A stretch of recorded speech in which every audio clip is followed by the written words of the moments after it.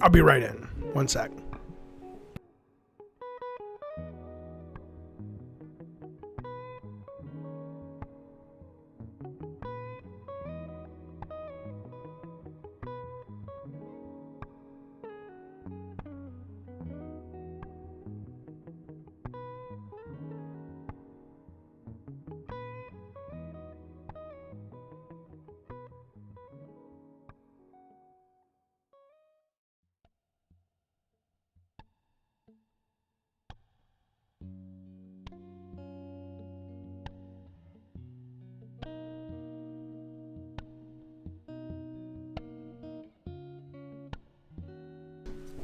Do I ever plan on making another Twisted Metal?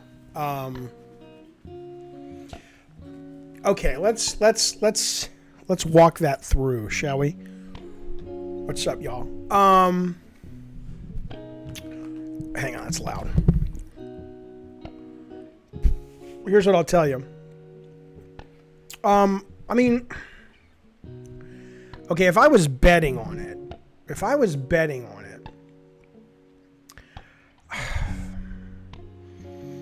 I would say 70%. I don't know, man. I mean, Sony owns the rights to it. I don't own the rights to it. So unless I don't, you know, my gut would say it would have to be a really weird experiment. It would have to be Sony saying, you know, we want to make some relatively inexpensive nostalgia trip games for $6 million, and it's going to be like a multiplayer only. Either that, or if the Twisted Metal TV show they're talking about doing, sorry you guys, it's fucking dog allergies, takes off, then the sky's the limit. If suddenly those guys have the next Game of Thrones, then sure. But if you're talking about a traditional Twisted Metal, I would say it seems unlikely. Max Stedman says, hey, Jaffe, I suck. Why do you suck? What did you do? What did you do wrong today? I'll tell you what I did wrong today. Nothing today, but I need to go to the dentist because one of my tooths is starting to hurt. But I don't have the confidence to walk into a dentist office and sit in that chair and have them sticking their fucking hands in my mouth. We need robot dentists at this point because I don't want to get the COVID, so I'll just suffer through the toothache if it actually becomes a full-blown toothache. Or I'll do what Tom Hanks did in Castaway and take the back pick of an ice skate and just slam it into my fucking tooth.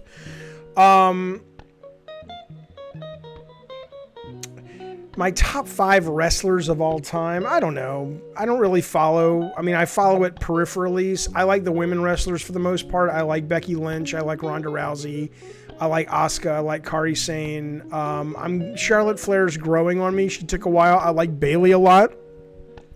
Although I liked Bayley a lot more when she wasn't a heel. But yeah, so I would say those are my favorites. The male wrestlers don't really, you know, I don't mean that in sort of a sexist way, but I don't really watch wrestling for the men. When the men are on, sometimes they do some amazing shit, which is cool. But that's not really why I watch it. So I would say it's mostly the women wrestlers I'm into. Ghost of Tsushima, I haven't played it. It looks great, Master Furry X. Visually, it looks great. It's from a great studio. I may eventually play it, but from what I understand about it, it's really well made, but we've played that kind of game before, and so I don't feel compelled to rush right out and play it. Like, I want the next kind of console game I want to get, probably this weekend or next week, is Paper Mario. I hear that's fucking awesome on the Switch. But Ghost of Tsushima looks great, and maybe it's one of those kind of grilled cheese comfort games. Like, it doesn't do anything new, it just does it really well. So when I'm in the mood for a game like that, I could see picking it up and playing it. But I'm not dying to kind of run out and play it right now. Darth Moogle says, could Twisted work as a battle royale? I can guarantee you it could work as a battle royale because it's always been a battle royale. We've always had last man standing mode, which is all battle royale is.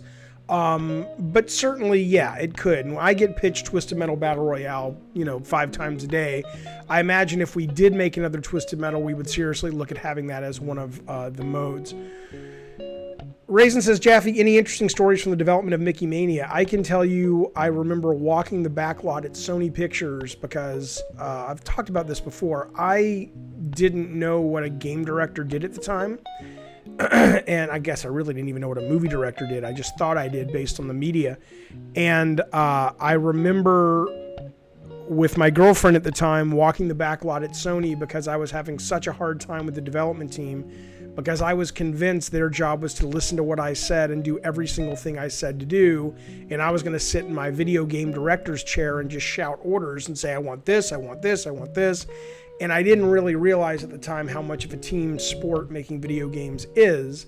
And so I was walking the backlot and I was so terribly depressed because I had this vision for what I wanted Mickey Mania to be. And I mean, I got a lot of what I wanted, just like the guys in England, and my design partner, Mike Yam, got a lot of what he wanted. But I didn't realize so much about making video games is working with the team to bring out everyone's best and bring out their own creativity.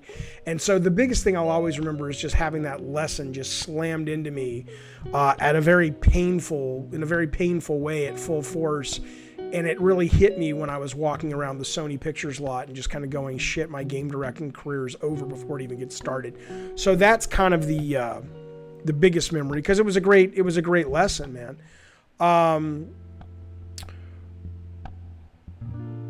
Late night is right. It is late. The thing is, I like, especially because the pandemic has fucked up my sleep schedule. It's like, oh, poor son of a bitch. The pandemic has killed my family members, Jaffe. I know. I'm not complaining. I'm just saying that my sleep schedule's fucked up. And so I've been able to be up till 2, 3. I was up till 4 o'clock in the morning last night. And so the unfortunate part about being on the West Coast, and there's not too many bad things about being on the West Coast, is the fact that for me, I love late night stuff, like a 12 o'clock stream, and it's late, but for a lot of people, it's like 3 in the fucking morning. So this isn't late night. This is like, fuck you, Jaffe. I'm not paying attention. I'm off the fucking bed. But anyway, Twisted Metal hero shooter would be perfect, says Burva. Twisted Metal is a hero shooter. It was one of the very first hero shooters. Earthquakes are a bad thing. They are. They're terrifying. They're absolutely terrifying. They're terrifying now. They used to be fun. When I first came to California and experienced my first couple of earthquakes, it was like, this is so silly. It was like a roller coaster. But then you live through a really bad one. And if you live through a really bad earthquake where it literally has the power that it's lifting you off the ground and popping you up and down like a fucking popcorn kernel in a pan, you very quickly learn to respect the power of the earthquake. And you're like, this is not fun anymore. Because even the ones that start fun could very quickly turn into the ones that kill you. So these days I take it very serious. And luckily San Diego's not as bad as Los Angeles for faults, but still pretty bad. Dante says, Jaffe, when was the last time you picked up a game and were stunned at how next level what you're playing was? When you say next level, do you mean technologically, or do you mean just as a play experience? Technologically, I don't really get all of that. I don't get all of that into it. It's not my cup of tea. Gameplay wise, probably when I experienced virtual reality for the first time, like the Oculus Quest wasn't the first time, but the Oculus Quest or the HTC Vive blew my mind. I was like, holy shit. Now the games so far haven't been able to keep up with sort of the amazing potential of the medium, but experiencing VR was one of them. I think experiencing some of the emotional gameplay and what remains of Edith Finch was another one, in terms of playing some of the stories like the baby in the bathtub or the swing, when you're the little kid on the swing by the ocean. Things like that really drove home an emotional connection to me with that game. So I would say Edith Finch and VR in general are the things that really kind of blew my mind, that, games are sort of moving forward. when you and Scott Campbell created Twisted Metal, how did you come up with the Kane name? I have no idea, dude. I mean, I was not a big Command and Conquer guy, but I remember the bad guy in that game was named Kane. Maybe that was in my head, or maybe it was Kane. The guy who plays Jason Voorhees is named Kane Hodder or something. Isn't that his actual real life name? It could have been all that living and swimming in my brain. If you could make one IP into a VR game, what would you do? Okay, a VR game. I have tried Beat Saber in VR. I like it, but I'm not really a huge fan. I mean, I'm a fan of it, but it's not my cup of tea. Chris Cooper says, if you could make one IP into a VR game, what would it be? I mean, it's not like I hear anything and say that IP lends itself to VR. I don't know. I hate to give you such a boring answer, but nothing comes to mind. I mean, honestly, it would probably play like shit, but I think playing a football game through POV in VR could be a fucking blast. It would be also maybe make you sick as fuck, but it sounds kind of cool.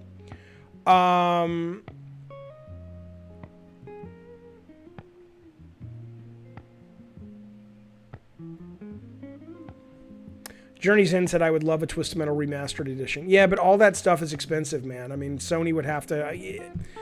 It's... The neat thing about Sony is they've been around for a long time now, so they have a huge stable of intellectual property. And all of those intellectual properties have their fans. And so... And look, I'll be honest, I don't know anything about this, but I would be stunned...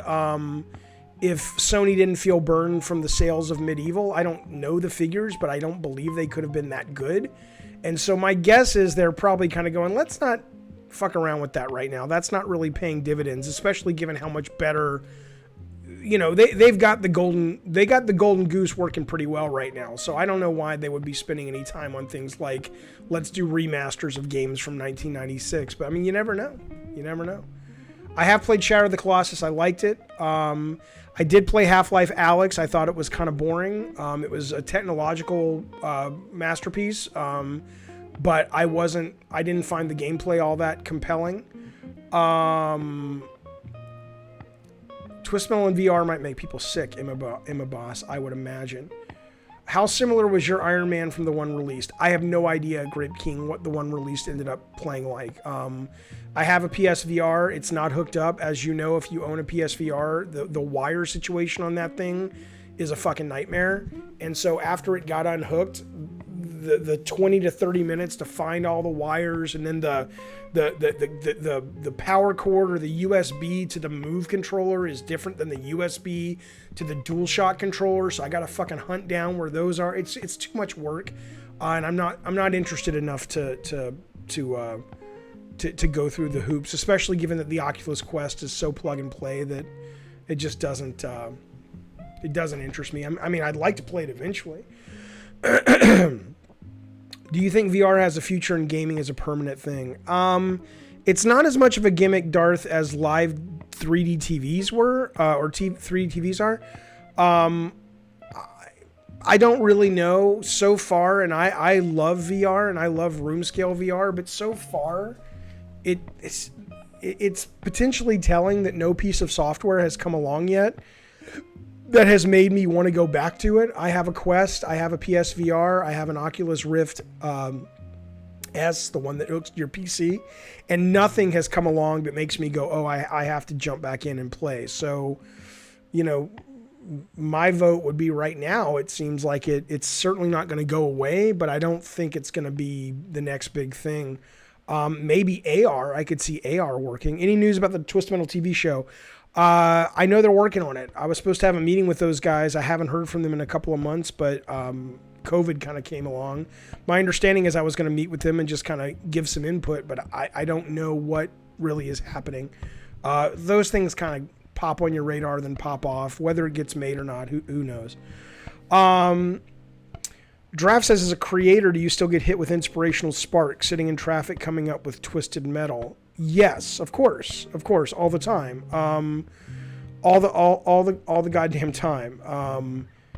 Yes, that never goes away. Now, what I will tell you that I think is absolutely fascinating for me personally about that is that is a muscle. And when I am in writing mode or creative mode, and I've kind of primed the pump and got my brain into a position to say, okay, I want to come up with ideas, they will flow more than if I'm just kind of like, I'm in focus on streaming mode, and not really in creative headspace. They come, but very rarely. But it's the best thing I ever heard about this was Stephen King, who said, creativity is really not something you force. He says a lot of times you spend your conscious waking days thinking through your problems for your creative work. And at night, it's like when you dream, you send this bucket down into a well, which is your subconscious. And in the morning, it brings up all this stuff that you might be able to use, right? But it's not a conscious effort. You can't reach down there consciously and start just dragging shit, from the darkness. And you got to get yourself into a headspace where you're open to receive these sort of subconscious messages and stuff, which is sometimes hard because stress gets in the way of that, fear gets in the way of that. Being in that headspace frequently is a challenge. But I still do, yes. A Twist Metal cartoon would be dope. I agree. What's your advice for aspiring game designers as one of the greatest of all time? That's very kind of you. I don't agree with you, but I appreciate it. Go make a game. I mean, it sounds so cliche, but go make a game. There's tons of engines. Whether you're talking about pro engines like Unity or Unreal, whether you're talking about Dreams, whether you're talking about RPG Maker, whether you're talking about Game Studio or Game Maker, there's no excuse if you actually think you want to make video games not to be making video games in your spare time. Most importantly, to see if you like it. So that would be my advice. Just keep making games. Max says start a petition to show Sony we care and a new game would do well. I don't agree with you, Max. I think we could start a Twisted Metal petition and you'd probably get maybe 1,000 signatures, 1,200, maybe. Even if you got 10,000 signatures, it's not enough to motivate Sony to say, let's go out and spend, $4 to $8 million on a new Twisted Metal. So I just don't agree. Twisted Metal Hot Wheels would be great. I actually have a prototype, or I used to, I don't know if I still do, of a Sweet Tooth kind of Hot Wheels Matchbox prototype that almost got made way back in the day, but it never did. How's the horror game you're working on? It is good. I am working on it. I haven't started developing it. I don't have any funding for it yet. I need to kind of get my pitch ready and then go out into the world to try to find interested publishers or financiers. I will probably, one of the things I had this kind of epiphany tonight, because when I worked at Sony, especially on the single player stuff, I would do directing and then co-writing and co-lead designing. And I don't think I'm a good enough writer or a good enough designer to do that all by myself. Like, I've found myself at places in the story where I'm like, I could really use some help at this point. And so right now what I'm trying to do is I'm trying to put together the pitch as a director so I can go out to studios and say, obviously, and I might hire a writer before I go out and pitch it just to help me flesh out some of the parts I'm having trouble with. But most games these days, single player games, do have a writer, director, lead game designer. So we'll see. But so far so good. When I wake up in the morning and I lie in bed before I get out of bed and I think through the whole story and I get to the end, it motivates me to get up, right? I mean, I'm still struggling with it. It's very hard. But it motivates me to get up because I'm like, that's kind of cool. That's pretty neat. I don't know if I'll find funding for it, but it's pretty neat. You've never seen anything like it. I guarantee you've never played anything with this subject matter, which I think is really cool. Publishers may say, yeah, you moron, there's a reason for that, but we'll see. I'm with you, Amar. Amar says, Jaffe, I've been playing Nintendo Switch more lately, and games feel so different in a good way than realistic AAA cinematic games. Look, man, I mean, PS4 makes lots of people happy. Sony first party. And again, I think if you watch the Sony showcase from a few weeks back, it's clear they're diversifying, which is great. But I think Sony's first party AAA games make a lot of people happy. that studio run by Scott Rhodey, think about fucking being Scott Rhodey right now. The motherfucker steps up to the plate almost every single goddamn time. Look at the Ghost of Tsushima numbers, the best-selling original IP in Sony history. I hope they pay that motherfucker a lot of goddamn money. Let's just say that. But I mean, those games make a lot of people happy. But I'm with you though. I don't play games for that reason. I just, for whatever reason, my brain doesn't connect to something like The Last of Us Part 2. It's beautiful, but I'll give you a great example. So it was a YouTube video went up today where they compared Last of Us Part 2 graphics, PS4 Pro, to Halo that they showed yesterday. And again, everybody's complaining about the Halo graphics. You'd have to be a moron to say those graphics look good. They don't look good. They barely look first generation, last gen, if you know what I mean, like first batch PS4.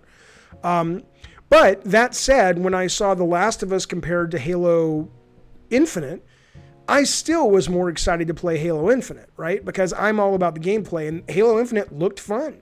The Last of Us is great if you like those kind of games, but I'm not into those kind of games, so I'm like, as great as it looks, I don't want to walk around and stealth and craft a bunch of shit and take 10 steps and then watch, I'm sure, a beautiful cutscene that takes me out of the immersion. A lot of people love the cutscenes. It makes it more immersive. But to me, if I'm trying to get from point A to point B, and every 10 minutes you got to show me a 5-minute cutscene, that breaks the immersion to me. So my point being is I'm with you on the Switch, Ahmed, but I know a lot of folks, or Amar, but I know a lot of folks love those PS4 games, which is great. I think it's awesome.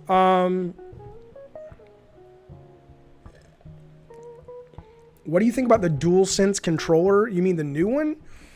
Until I pick it up and play it to feel what the, what do they call it? The feedback, the haptic feedback is, I don't know. I don't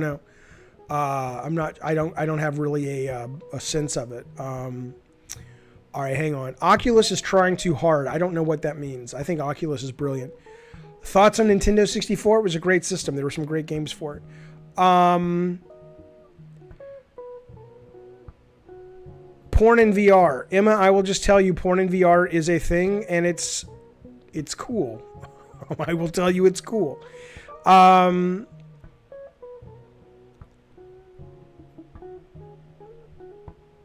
Why was Sweet Tooth Ice Cream Truck in Rocket League? I couldn't tell you. I don't know. I mean, I had left Sony by then. They probably just...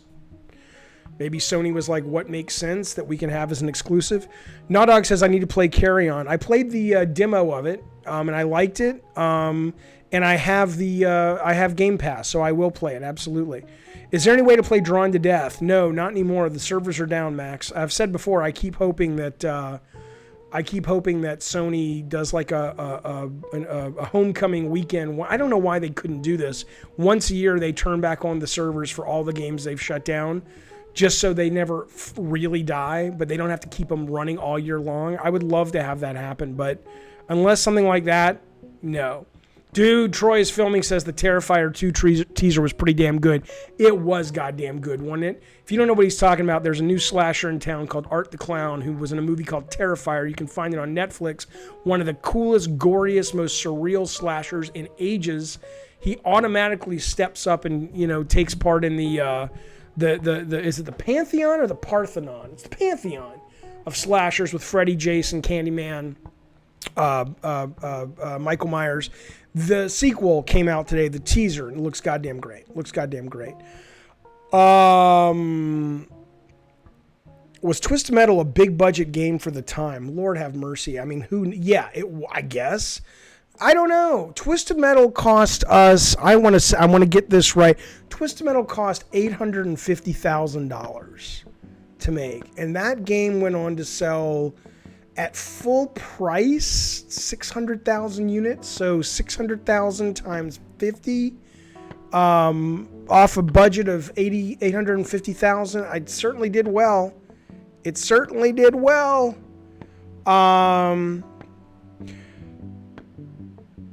Why was Badabongo says, it's awesome you take time to interact with people that enjoy the work we do. Well, you're very welcome. He says, thanks for that. You're very welcome. It's always fun to talk to people. Jaffe, why is the difficulty on TMPS3 so jacked up? I don't know. The races, if that's what you mean, those races should have never been in the goddamn game. Should have never been in the goddamn game. Reaper says, you mentioned before that a God of War level game was something you're never interested in due to burnout. A God of War level game? Oh, you mean like scope? I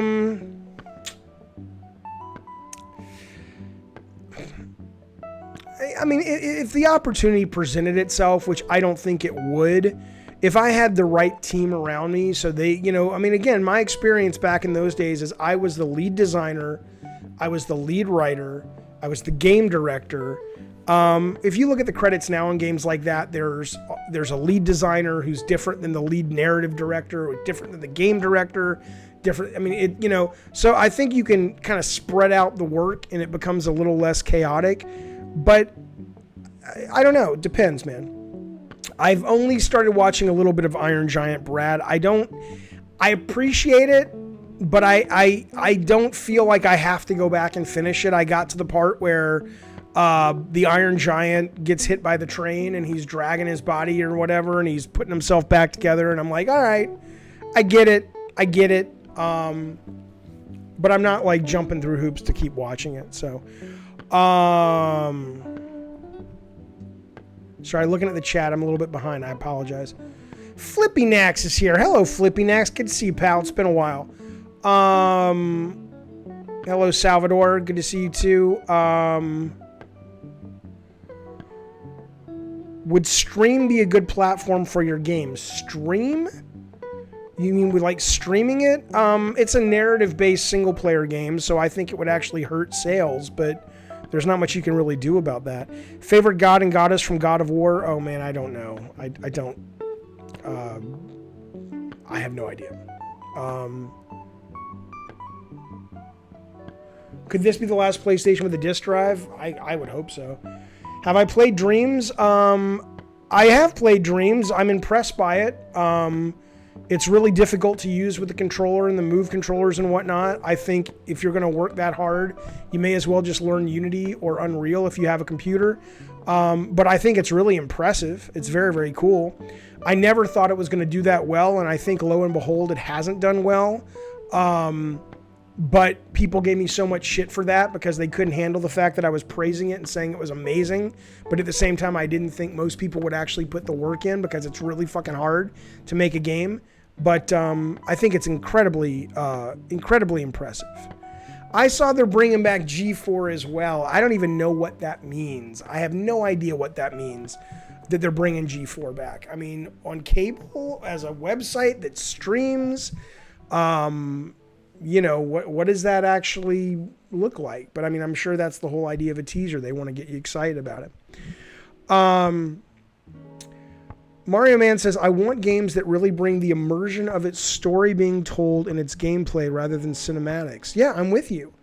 I'm absolutely with you. I saw an article somewhere this week about user interface and HUD and people talking about, you know, how that breaks immersion. And I think it's either they're wrong and they have a fundamental misunderstanding of gameplay, or our brains work different. But for me, a game is immersive when you are fully mentally engaged in the game that you're playing. And a lot of times a HUD helps you get more immersed in the moment-to-moment gameplay.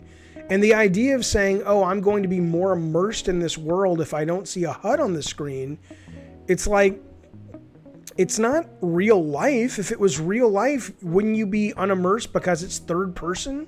There's a million immersion breaking things that games have. The HUD actually immerses you in the mechanics of the game, which occupies your brain, that makes you forget you're even playing a game. But I don't know. Mupo is right. That's right, goddammit. Jaffe was right about Game Pass on Xbox. It's going to be the future of gaming. Yep, and Sony will have to play catch up, but I think they will play catch up. And they will come on strong when they realize it's going to be a huge thing.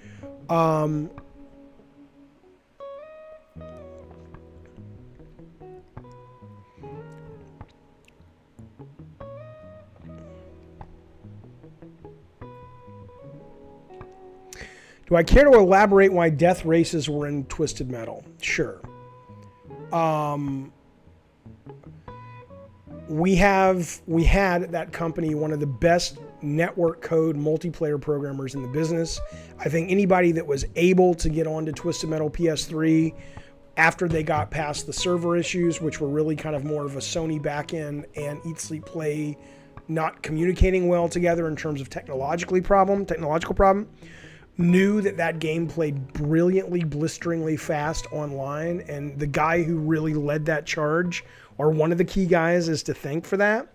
But he's also one of the guys that for some reason on his own came in, from my understanding, and put races in the game one weekend, and it became politically difficult to pull those out without really upsetting the guy, because I think he thought they worked. And I could have gone to the mat, and frankly, I should have gone to the mat. That was the first company I ever co-owned, and there were a number of mistakes I made at that company because I was trying to be liked, and I was trying to be a team player and a good teammate.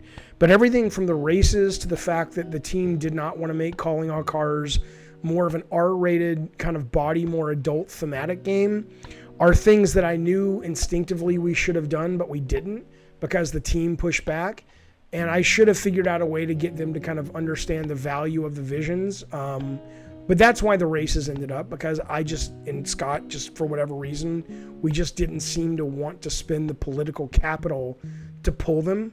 And probably it was also because we figured most of the game was going to be played in multiplayer, and it was let's not die on that hill, as the kids like to say, because the multiplayer is what's going to matter. But the races were absolutely a mistake.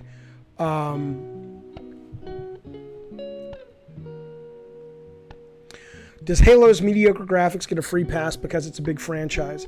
I think Halo's mediocre graphics get a free pass because it's on Game Pass. One of the articles that came out today, which I thought was a great one, on Polygon, was about how Game Pass is really moving towards becoming Netflix. And if you and they're right. If you read this article, they're like, Netflix does not make the very best movies. But they make enough movies and they drop enough fresh ideas on a weekly basis that there's something for everyone in there. And so I think with Halo, I'm sure the philosophy is, look, it plays on PC, it plays on mobile, it plays on Xbox Series X, it plays on Xbox One X. It's anywhere from $5 to $15 a month with that, and $200 to $300 to $400 other games. Their philosophy seems to be, we don't have to go head to head with The Last of Us Part 2 or Spider-Man Miles Morales or whatever. We're about Netflixing it, so you're never going to confuse a Netflix action movie with the latest Marvel film, but that's not their business model. So I don't think it really matters. But how do I feel about PS5 digital only? If I get a PS5, which I probably will, it will be a digital only one. So I think it's good. Ghost of Tsushima is pretty awesome. You should give it a chance. I'm not going to give it a chance. I just need to kind of get to a place where I'm in the mood for comfort food gaming. Right now, it just doesn't interest me as great as it looks, just because I've kind of played that kind of game a lot. But I will absolutely. Do I think Microsoft should abandon hardware and put Game Pass on PlayStation? I don't think that would ever go. I think Sony has PS Now. I think what's going to happen is Game Pass is going to be a huge deal breaker, or it's going to be a huge motivator to get people to focus on Xbox instead of Sony. And Sony's going to have to somehow counter that with making PS Now more attractive, is what I think is going to happen.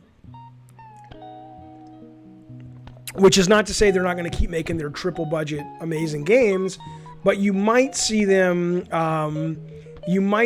start to make also some AA games that are taking more interesting chances, so they can put exclusives on PlayStation Now. That would not surprise me. Bukaki, drive-by, fuck off. Does the PS5 logo get a pass because it's Sony? Thank you for the super chat, Bukaki. I appreciate it very much. Sure. I don't even know what the PS5 logo is, god damn it. Jaffe, long time no talk, says V. Stopping by to show some support. Thanks, man. Love the channel. Hope to have you back on mine when our schedules sync up. Yeah, absolutely. I hope you've been well, sir.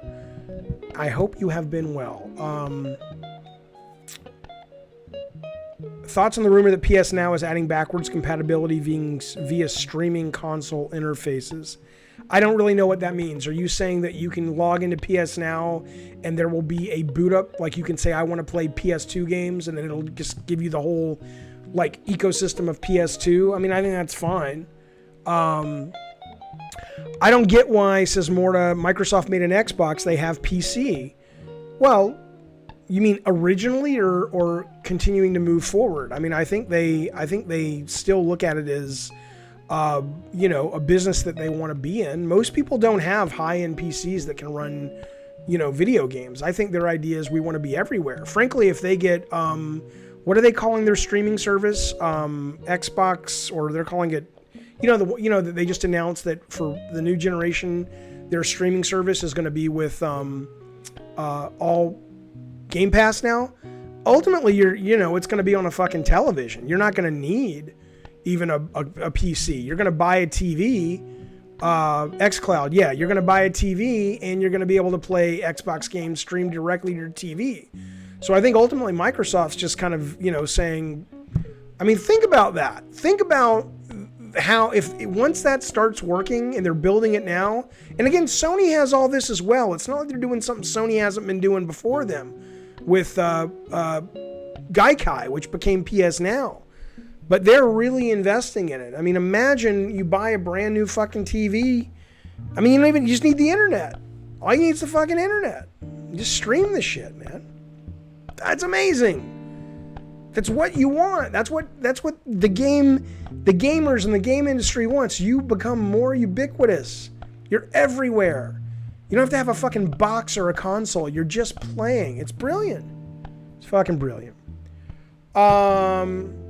More AA games, says Johnny, are a good thing. I agree. I played Assassin's Creed Odyssey, he says, for 70 hours in the middle, felt too stretched out. Of course. The business model hurts the art right now. It's at a very bad balance right now when it comes to AAA games. They have to be, Sean Layton was talking about this a couple of months ago or last month, saying that the these massive bloated games are not actually good for the industry. Most single-player games wear out their welcome a lot sooner, but they just stretch that shit out, man. I think it's terrible. So I'm with you. I agree. I'd like to see that change, and I think it will change with things like streaming and subscription services. As a designer and when running a studio, how do you handle keeping the team outside of design invested and including their ideas? It's always difficult, but it is the best thing you learn. The best thing you learn when you're running a studio and you're gatekeeping in regards to the individual title is you have to lock in your North Star and what that game is trying to achieve. And that you have to protect more than anything else, right? The essence of what that game wants to be, you have to protect that like a fucking junkyard dog.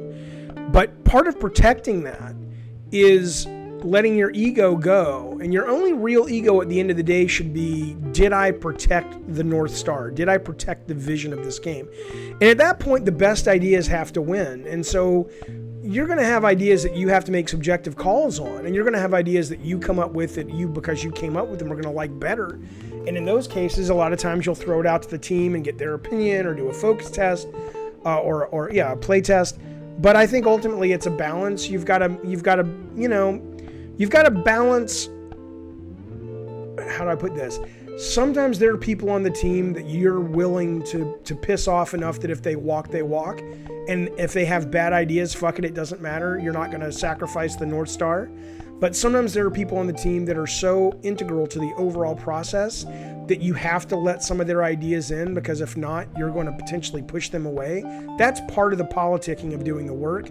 But I think ultimately 95% of your time needs to be focused on delivering that North Star. And I think your team will ultimately respect you if they know that that's always what drives you and you're consistent about that. I think it's when you come in with your ego and it's clear you're letting people you like or don't like, or you're only listening to your ideas. I think that's very quickly when you start to lose the team, is what I would say.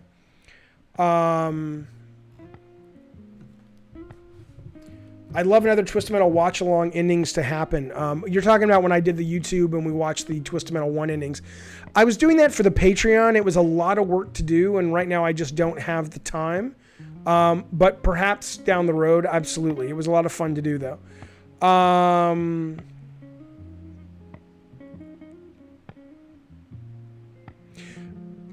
Mohanad says, I hate game streaming because the internet here in the Middle East sucks. Sure, I understand. But again, subscription doesn't just mean streaming. It's subscription and streaming. So for example, I play Game Pass a lot on my PC right now, but I don't stream it.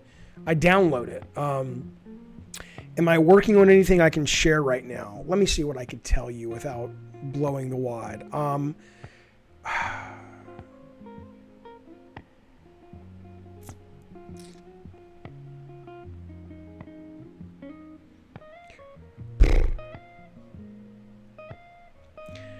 I don't know. I can tell you it's a walking simulator that tries to be more commercial than most walking simulators you've played. It starts on election night, not in our world, but like a presidential election night, in a very fancy hotel in New York where you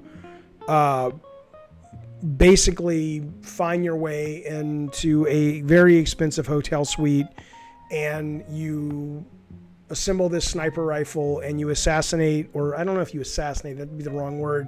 You use a sniper rifle to do some business about 500 yards out from the hotel. So it's and I'm not telling you anything more, but I mean that's how it starts. It's kind of a sci-fi thriller, I guess I would say, but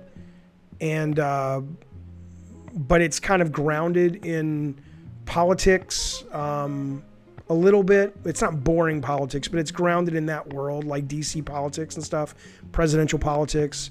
It's kind of almost like I don't know. It's got a Little Manchurian Candidate. It's kind of got that flavor. 3 Days of the Condor vibe to it is what I'm working on. So if that makes any sense.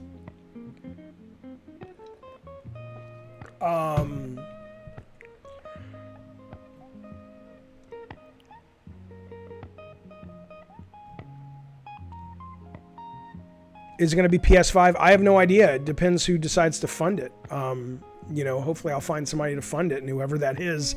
My gut tells me that, again, unless Sony says, hey, Jaffe, we are going to start greenlighting some AA games, and we're going to do it with the intent of bolstering our exclusive PlayStation Now, it strikes me as unlikely that it'll be a Sony property, just because I don't see them, I mean, look, Sony had the chance. Sony kicked off What Remains of Edith Finch, which is one of the best games I've ever played. And I don't know why. My assumption is they probably didn't think it would sell, and they ended up letting it go, and it ended up being finished and published by Annapurna. So I don't know if Sony is into that kind of stuff. So we'll have to see who decides to make it, if anybody does. Do you have any ideas what Hideo Kojima's next game will be? I have no idea. And am I friends with him? No. I've met him once. He was very cool. He was very nice. Yeah, I don't know the guy. If I call, and he sent me something once, I think a Christmas gift from Kojima Studios like 10 years ago, but I don't really know him. I can imagine people scoffing at the idea of funding an election night sniper game. Is that a concern? It might be a concern, but it's not an election night sniper game. The opening of and you're not killing the president. It's just that it's set in a very swanky, New York City hotel. The Christmas decorations have just gone up. It's Christmas music is playing. The ballrooms are filled with like revelers who have voted for the presidential candidate that just won. You check into the hotel. Very quickly, it becomes clear that you are doing this mission for a mysterious company. You have to go into the bathroom and dig up into the ceiling to find this very special bullet for your sniper rifle that's very unique, and I can't tell you how it's unique, and it's not like you're actually going to assassinate the president. And I assure you, it's nothing like Hitman. It's not. It's a walking sim. It is not a open world kind of thing. It is a let me take you by the hand and let you play this really cool story. Is what it is. So,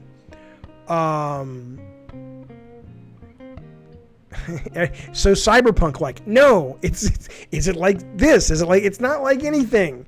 It's the only thing I can say is it's like What Remains of Edith Finch, if instead of being about a young woman going to her family home, to basically uncover the secrets of her family and ultimately talk to her kid, it's that kind of game, but it's more in line with Manchurian Candidate, political thrillers with a very strong sci-fi edge. I like Jacob, who says, so it's like FIFA 14. Exactly.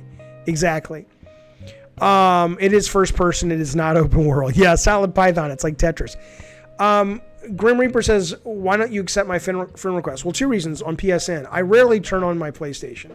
I'm going to turn it on this weekend because I got through GameFly the latest, what are the guys who made Until Dawn? They're Man of Medan or something. I got that through GameFly. I'm playing that this weekend. But I rarely turn it on, and I don't accept friend requests from people on PSN that I don't know in real life. Because I'm rarely on it. Can I tell you something I'm laughing about? Is it like Leisure? Supermassive, right? I'm laughing at the Leisure Suit Larry line. Can I tell you something about the art style? Honestly, I don't know. In my mind, I see it being I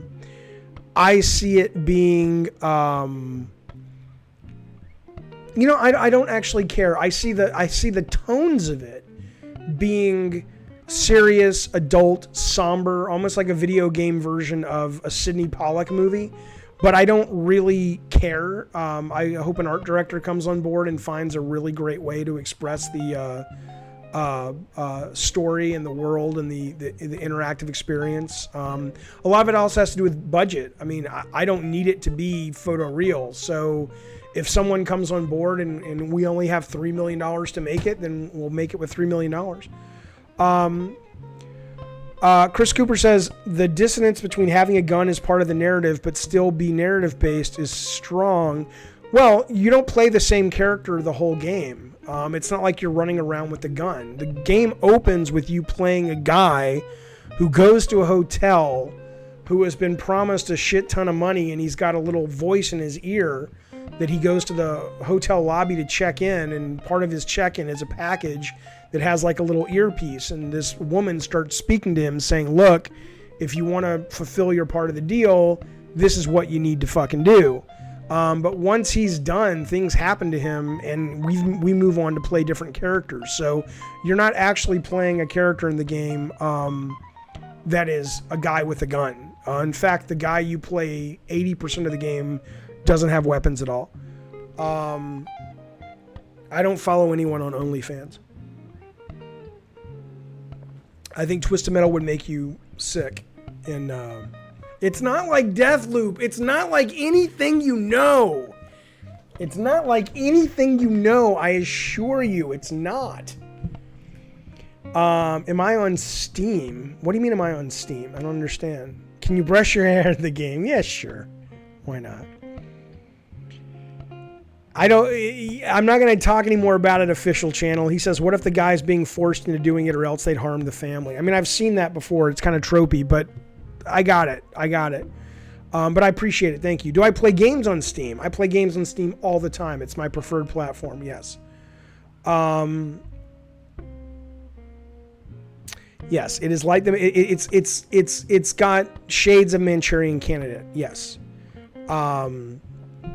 And 3 Days the Condor, and It deals a lot. I'll tell you, it deals a lot with conspiracy theories. Okay, I'll tell you that. It draws a lot from conspiracy theories, and by the end of the game, it touches on a lot of the conspiracy theories that some you've heard, some you have not. In fact, I discovered one today because there's part of the game where I was like, I need to figure out if it's realistic to have something happen and the government somehow wipes out an entire town.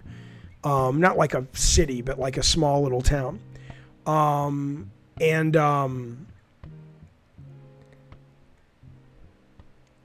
I found there's a conspiracy theory of a town in Kansas that it's not real, but at least if you go to Snopes, they say there's no proof. This city has never appeared on a map or in any census, but a lot of people have been talking in the sort of creepypasta world about this town in Kansas that basically one night everyone just disappeared. So it's going to deal with a lot of that stuff.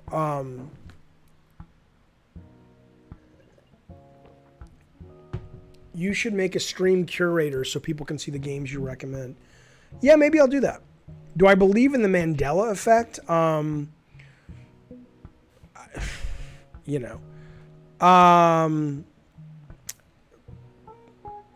I believe in it in as much as it feels real. I don't necessarily believe in it regarding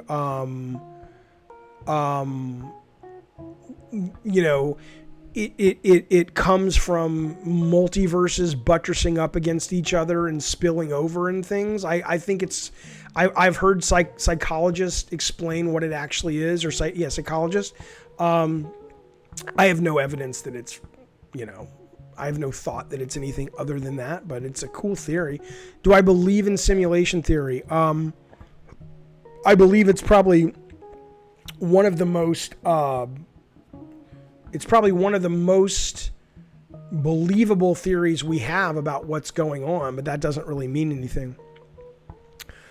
Have you played Indigo Prophecy? I stopped playing Indigo Prophecy, Chris Cooper, because the opening of Indigo Prophecy literally is the game director David Cage as a playable character who's talking to the camera on a soundstage as if he has directed a real movie.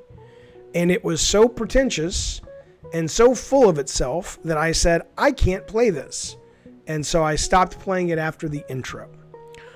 What do you think about Darth Vader line being part of the Mandela effect? I don't know. I don't remember. I mean, I remember seeing it as a kid because he doesn't say, Luke, I am your father, or I don't remember what the fuck he says.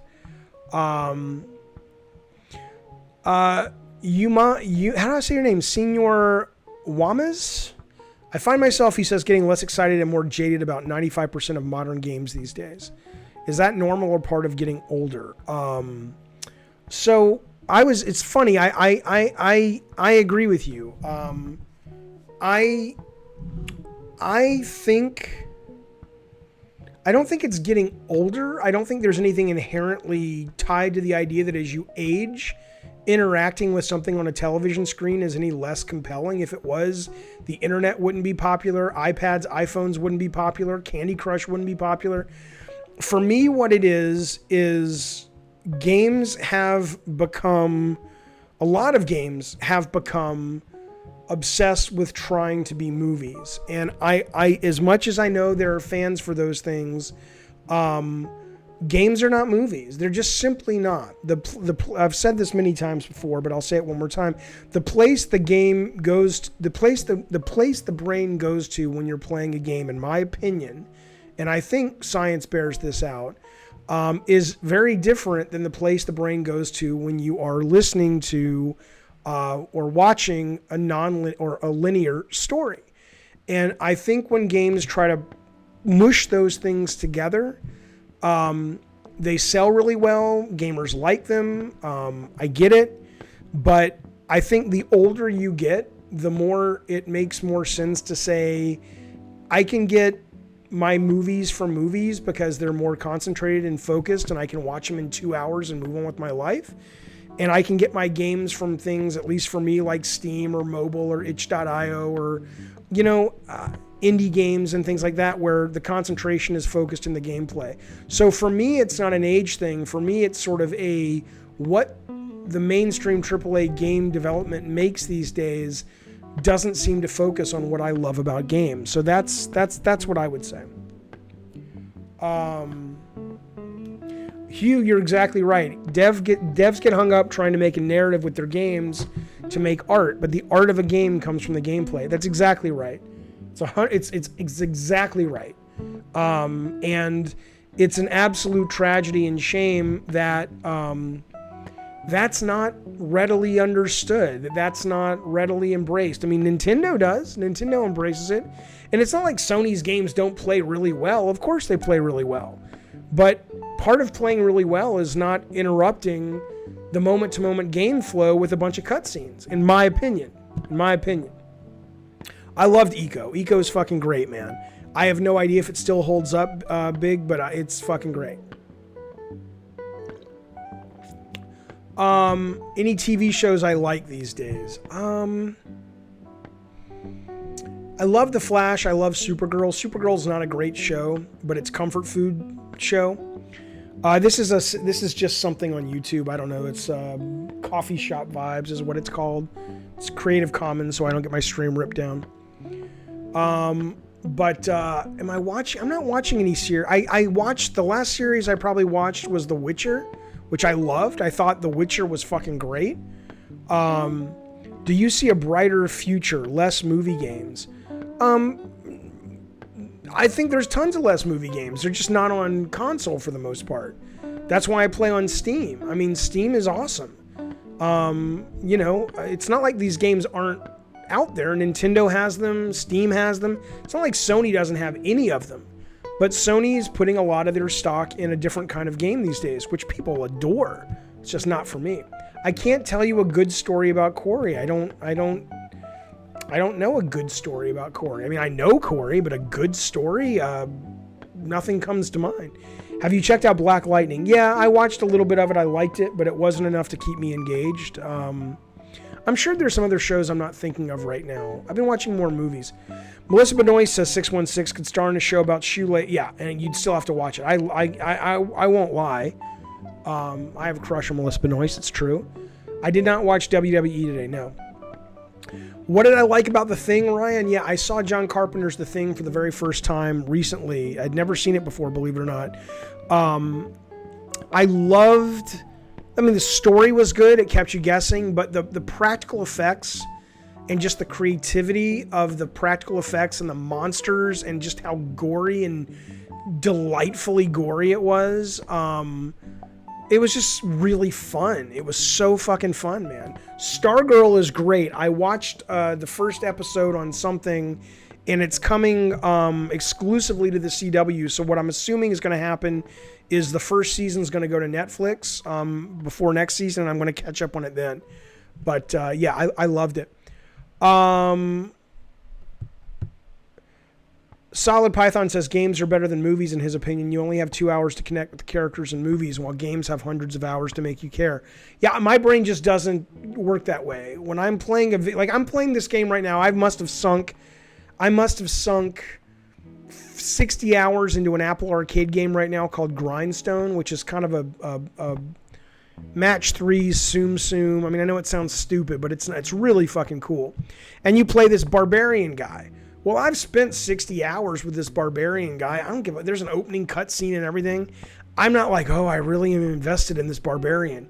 He's a meeple. He's a game piece on the board, just like, most of these games are. So it doesn't work that way for me, but I appreciate that it does for you. Did I watch JoJo's Bizarre Adventure? No, I don't really watch a lot of anime. Although I did see the Crunchyroll Comic-Con panel this morning, and it got me thinking I should watch more anime. There's one thing called Rent a Girlfriend that they were showing, and I was like, that looks kind of sexist, but it still looks like a kind of a funny show. And there's something like The King of High School looks pretty good, but I never watch a lot of anime. Have I heard of The Push on Netflix? No, that's cool. It's a special featuring a mentalist who tries to create the perfect series of events that will push a normal person to commit murder. Is it a reality show or is it a fiction? Death Note is a good place to start watching anime. Okay. Do I see VR gaining mainstream popularity in the next few years? No, I don't. I see it giving way to AR, which I think will be a game changer. I know people who are working on AR for Apple, and once AR comes online, it will absolutely change culture. Cooper says that The Push is a documentary special. Holy shit, I gotta watch that. So it's a documentary where a guy literally tries to push a normal dude to kill someone, and that's a documentary? I have to see it. No, AR though, I mean, AR is going to, for better and worse, it's going to be like the cell phone or the smartphone when Steve Jobs introduced the iPhone. It's going to absolutely shift culture. And there's going to be great that comes from it, and there's going to be horrible things that come from it. But I think that's going to get mainstream acceptance. I don't think we'll see it in VR for the most part. Lucas says, do I think a good TV series, horror movie exists in the lore of TM? Yes. I think an absolute... Well, I think you could make it. Like, I don't think there's enough meat on the bone of Twisted Metal yet. Do I think you could make a great low-budget, horrific slasher with Sweet Tooth? Yeah. But there's a lot that you would have to come up with that's not inherently there. Do I think the TV series they're planning on could be really cool if they have the right angle? But there's a lot of gaps they have to fill in, of course. But yeah, I think so. Solid Python says Microsoft was yapping about AR for years, then it stopped. AR is absolutely a thing. It will be a game changer for sure.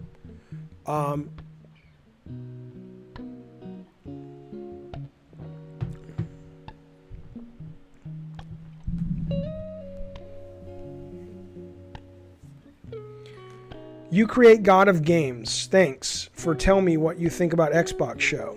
That's an interesting question. What do I think about the Xbox show? I think it's great for what it is. There was nothing I saw on the Xbox show yesterday that made me feel, oh my God, I'm dying for a lot of these games. A lot of them were fine. Forza looked, for what they showed, cool. Halo didn't look good visually, but it looked fun. I'm trying to think what else they showed. But the fact that they're all day one Game Pass, that a lot of people have said, and I think they're right, a lot of people have said that that's really what that show was about, which is communicating the value of Game Pass and how that Game Pass is really Microsoft's big play for next gen. And I absolutely agree. Absolutely agree. So I liked it.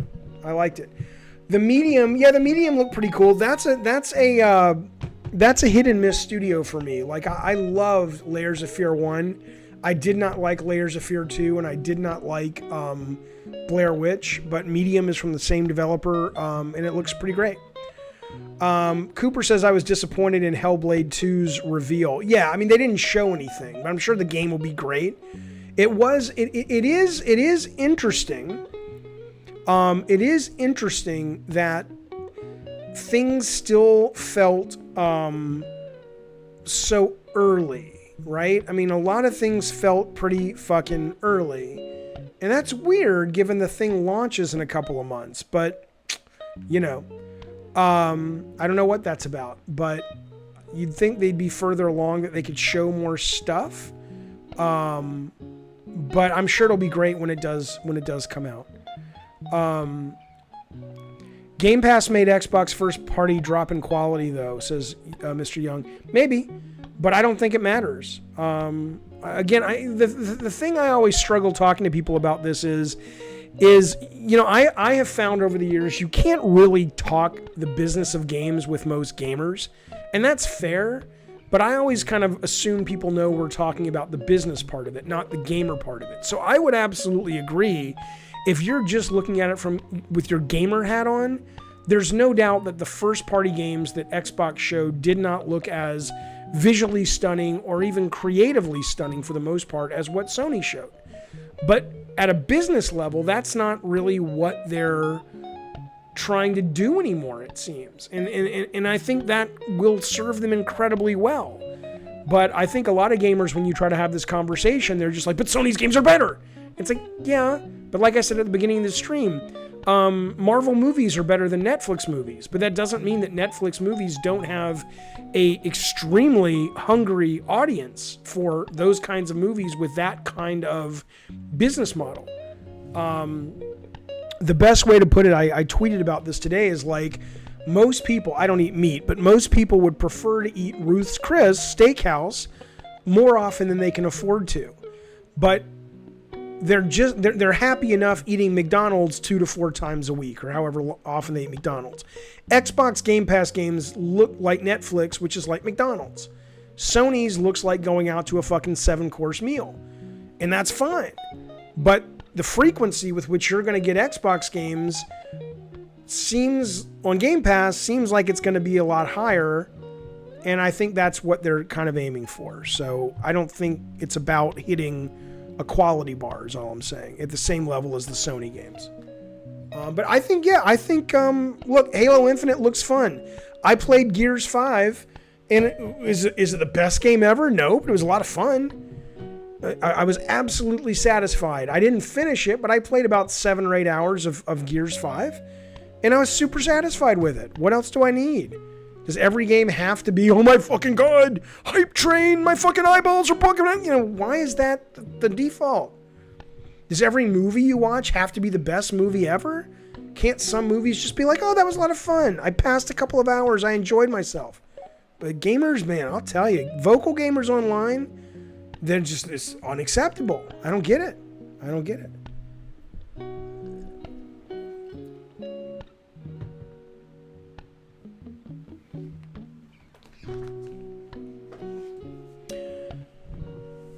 Get a gaming computer and all the consoles. Yeah, well, I mean, if you can afford it, that's what I have. I'm grateful for that, but I mean, not everybody can afford that. Kieski, thank you so much for the $5 super chat. I appreciate it. He says, Jaffe, do you think the kids coming up will carry on the console gaming torch? No, I don't. I think my kids are right now in the other room playing games with their friends. They don't own any of them. They're playing Roblox. I mean, they're out aged of Roblox, but they're kind of trolling and fucking around. They're playing free shit online. You know, I mean, they're playing stuff on Steam. No, I don't think consoles. I don't think most of these kids coming up that I know, not one of them is talking about buying a new console. I don't know if any of them have a console. What they want is they want a new computer. They want laptops and iPads, and more importantly, they want really beefy computers so they can stream, and so they can make YouTube videos, and they can play video games with their friends and stuff like that. Hello, Night GGG. That's kind of what I'm seeing when I look at least at my kids and their friends. But I don't know. I mean, I'm sure Sony and Xbox and Microsoft would tell me different. It's not like those consoles aren't selling well. But if you're talking about the future, all I have to go on is my research, which is looking at my kids and their friends. They don't seem to even care about a new PlayStation or Switch, or my youngest cared about the Switch when Animal Crossing was big last month or the month before, but he's since given it back to me, and he's just like, okay, I'm done. How old? I have 2 kids. I have a 14 and a 17-year-old. Jaffe, gamers think a score of 6 or 7 means a game is bad or barely worth playing. It sucks. Numbered reviews are trash. I like numbered reviews. I think maybe 1 to 10 is a little too high, but I don't like these reviews that are like, we want you to read our shit. I'm like, I don't want to read your shit. I have no interest in reading your fucking opine. Any written review, I just jump to the end anyway. The last paragraph, I don't want to hear you waxing philosophic about the combat system in a new Final Fantasy. Is it good? Did you like it? Is it worth my time? I'll figure out the rest by myself. So I get not everybody feels that way, but I say keep the goddamn number reviews. I love them. With indie games often becoming mainstream hits, I wouldn't say often, but they can. The general gaming public's becoming a lot more relaxed with production values of visuals. I agree. Yeah, people in their 20s grew up playing Minecraft. That's right. Jaffe, what do you miss the most about pre-coronavirus life? I miss two things. I miss going out with friends and family to restaurants and just being comfortable and relaxing and having a nice waiter or waitress take care of us and really enjoying the time with those people. I miss conventions. I miss the fact that we're not at Comic-Con physical right now. Comic-Con at home, for what it is, has been really interesting and cool. But I absolutely miss that. I miss Midsummer Scream we didn't get to go to. I miss going to Disneyland. On top of it all, maybe I miss going to the movies, though, is what I would say. Cooper, thanks so much for the super chat. I appreciate it. He says, glad you're back. Thoughts on the Pentagon confirming the existence of UFOs in March? Yeah, I mean, that's a kettle of fish. So, I mean, they even came out today. So let's be clear. The Pentagon has confirmed the existence of, they call it something else. It's like they don't actually, so they haven't confirmed the existence of extraterrestrials. They've confirmed the fact that there are things in the sky that American government doesn't know what they are. And then within that, you've got people like Harry Reid that used to be the Speaker of the House, or was he the Speaker of the House, or he was the head of the Senate. He was the Mitch McConnell's position, and he's actually saying, look, there are things that he has seen, or he is suggesting, and this is a senator that funded this program, that says there are things he has seen that are not of this fucking earth. So, and then I saw a headline today saying that they are going to start releasing more information. And whether that's because they want the public to help them figure out what these things are, or because they are softening up the ground to let us know that maybe they've discovered aliens, I don't fucking know. I would love for aliens to be imminent. I would love that to be a thing, but I don't have any evidence, obviously, of that. 616 says, last paragraph is fine. A gamer sees a 6 or 7 and they have their own idea of what it means. Okay, so here's what's here. I think it's harmful to non-AAA spectacles. Right. So, yeah, and forget the fact that reviewers can be super swayed by production value, and then they go back 2 years later and they change their mind. But here's what's great, again, about subscription services. They're review proof. And I don't mean that means that the developer can make shit, but it's like Netflix, it's like Hulu, it's like Amazon Prime. How many movies or shows have you given a chance now? Because there's no investment. I mean, there's your monthly investment, but that's amortized and spread out across a bunch of things. So now it's like, I'll give this fuck Dead to Me. Sure, what's that? I'll try that. Stranger Things. Well, oh, fuck, that was great, So I think the subscription services actually make those reviews less and less meaningful and relevant, which I think is great.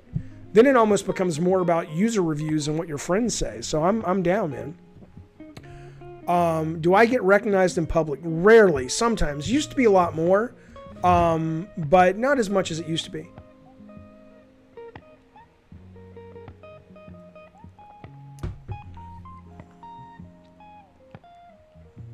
You love the background music? I do too. It's chill, right? Sorry, I'm looking at the chat. If aliens exist, religious people will go crazy and start doing bad stuff. No, I don't think so. There's actually official channel. There's actually a number of papers written on this. There's a great paper from the 50s or 60s that the government wrote about what would happen and how the government needs to dole out information to people if we discover aliens, to sort of make it a palpable experience for people. I forget what it's called. It's a famous name. If I heard it, I'd say, yeah, that's the one. But no, I don't think, why would aliens, I'm not religious at all, but why would aliens, if you're a Catholic and you believe in Jesus and everything, why in the world would learning that people live on one of the moons of Jupiter? Jesus could have gone there. Jesus can still be Jesus, right? So I don't know if I agree with that.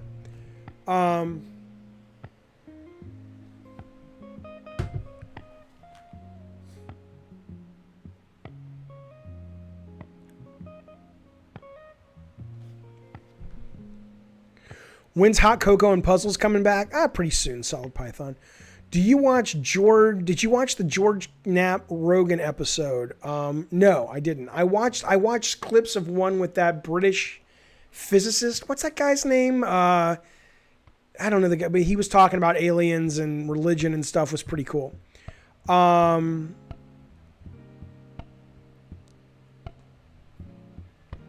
Oh, I know. 616 says people are being pulled off the street by secret police right in front of our eyes.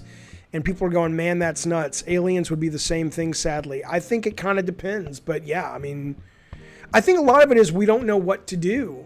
You know, people are being pulled off the streets and it's infuriating. But what do you do?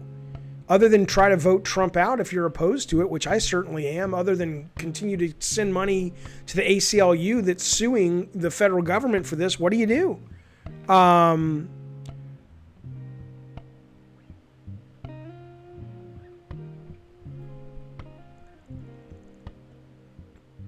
All right, I'm not going anywhere. I just have to settle for a second. My throat is tired. Just give me a minute.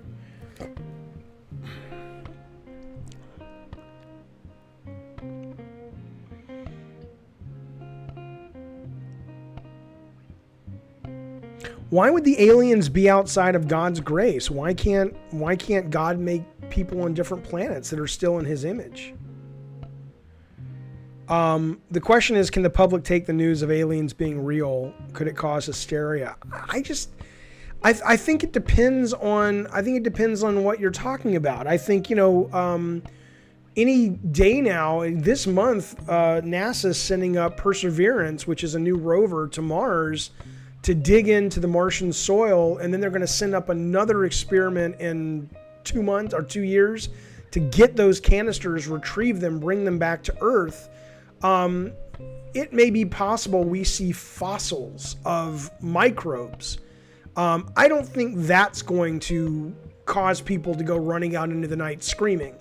I think if you're talking about suddenly spaceships appear over Earth like Independence Day, okay, then I think who knows how people will respond. Probably it'll run the gambit.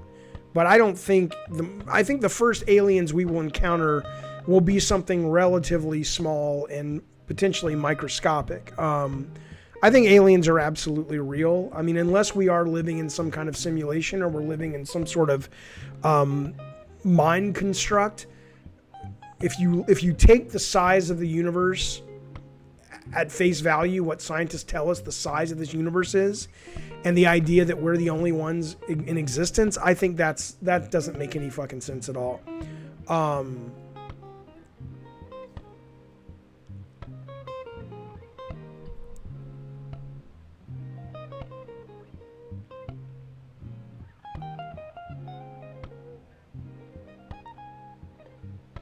Am I interested in the new remake of Destroy All Humans? I'm interested enough that I'm aware of it. I'll keep an eye on it. I'm not interested like, oh my God, I can't fucking wait. Because I remember that game just being a fun theme, but it was ultimately just a kind of a rote third-person shooter. So I'm interested if it's more than what it was, but I'm not dying to run out and play it. But I'll wait and see.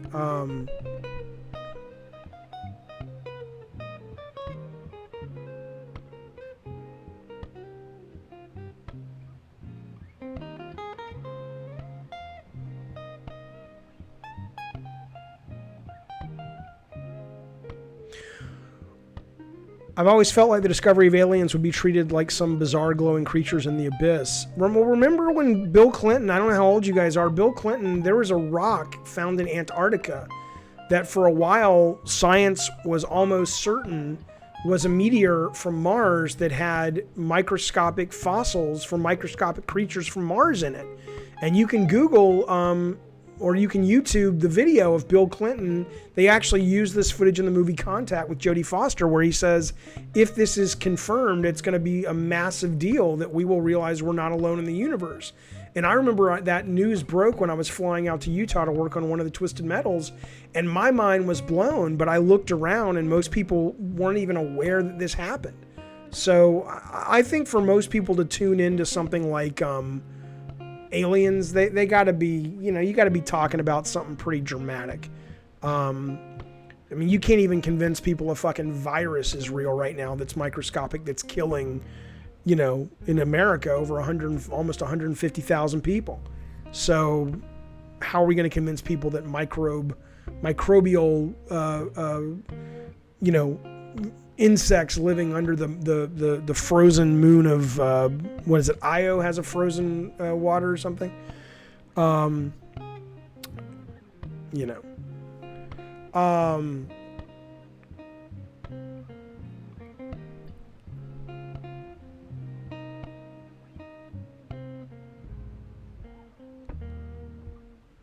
I've never seen Sunshine. I want to see that movie though.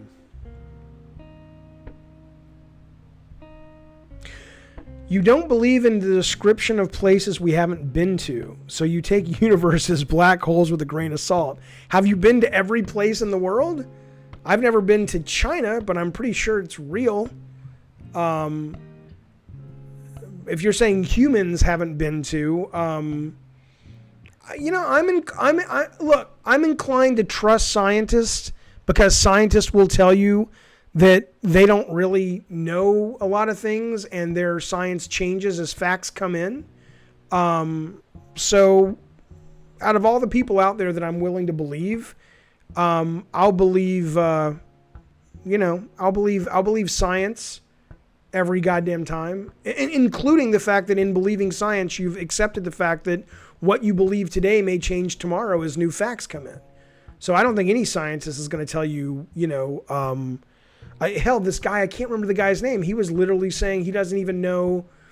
For a while, there was a thought that the Big Bang created the universe and that the universe was had a beginning. And today he wasn't on Joe Rogan today, but I saw this on Joe Rogan today where he said there's growing evidence and growing theory that suggests that the universe is eternal. And there never was a beginning of the universe. It's always been, which is an impossible thing for the human mind to comprehend. But there you go. It's a good point. Official channel. Brian Cox. That's right, Cooper. Why are we considered to be in the image of God when we're not done evolving? That's a great fucking point. It's like, at what point were we in the image of God? When the Bible was written? Was it, the Neolithic human? I mean, what are we talking about? What are we fucking talking about? That's a great point. I haven't thought about that before. Right. The Sunshine is a Danny Boyle film about fixing the sun. Yeah. I need to see that. Do we have evidence that Jaffe is the best stream on the internet? No, we have evidence that it's not. Do you know how we have evidence that it's not the best stream on the internet? Because all you have to do is look at my incredibly wonderful. You guys don't get it. I'm thrilled I have the people watching. I do. I'm not complaining, but the evidence is I've seen streams where guys have I don't even get it, man. Some guys have 10,000 people watching them, and I'm just like, what the fuck are they doing? I'm in it. I'm in it to win it, motherfuckers. But I don't understand. I'm a pretty analytical, smart guy, and I'll watch their streams and I'll be like, what the fuck is that motherfucking doing there? To get that fucking viewership up. So, but I appreciate the kind compliment, Mupo, and I appreciate everyone who is always watching and hanging out with me. It means a lot to me. Thank you guys. Brian Cox did the commentary for Sunshine. Okay, got it. I went to Brian Cox's live show. He has a great segment where he tries to demonstrate the most accurate representation of a black hole. Wait, this is a live show, or you saw a TV show with Brian Cox? Brian Cox is a British physicist who's kind of like the British version of Neil deGrasse Tyson. I like him a little better than Neil deGrasse Tyson, although I did see at Comic-Con this week they've announced a new season of Cosmos, which I think is great. I need to finish watching the first season. I think it's great. Most streaming is a parasocial cult of personality, says Magnus. Yeah. It's not really meaningful content. Yeah. Well, that's what's funny. So Magnus says it's just a fake pseudo friendship. Yeah, but don't you think people get that? Don't people know it's bullshit? I know it's bullshit. Shouldn't they? Mupo says you ask the stream to think a bit. That's the problem. People normally associate you with games and other topics. Yeah, true that. I'm going to put on a thong. There you go. Okay, you saw Brian Cox in a live show. Gotcha. I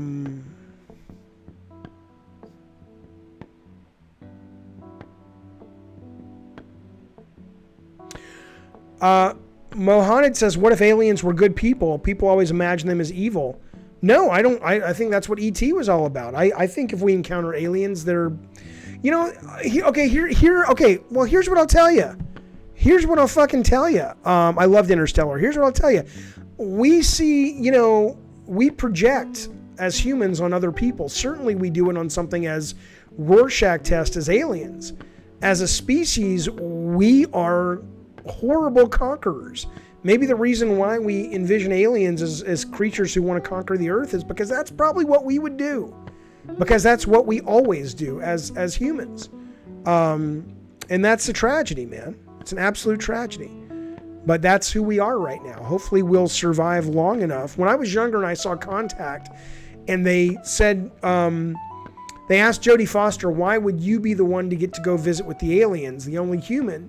What would you ask them? And she said, I would ask them, how did you guys manage to survive long enough without blowing each other up? And when I saw it as a 28-year-old, I was like, that's a stupid question. I would ask so much other cool shit. But the older I get, the more I'm like, yeah, that's a great fucking question. Because you look at what's happening in America right now. You look at what's happening with Russia right now. I mean, I don't know how we're going to survive and not blow each other the fuck up. So it's a good fucking question to wonder about. Interstellar was great. Interstellar, that scene when McConaughey and I forget who is the woman in that movie? What's her fucking name? Princess Diaries and the intern. Come on, I'm not gonna open my eyes. I want to look at the chat. I know you know.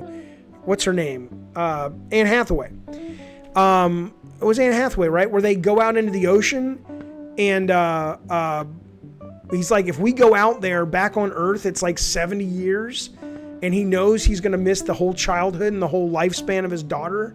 But to save the Earth, they have to go out into the ocean. Oh man, that was something. That was fucking something, man. I loved it.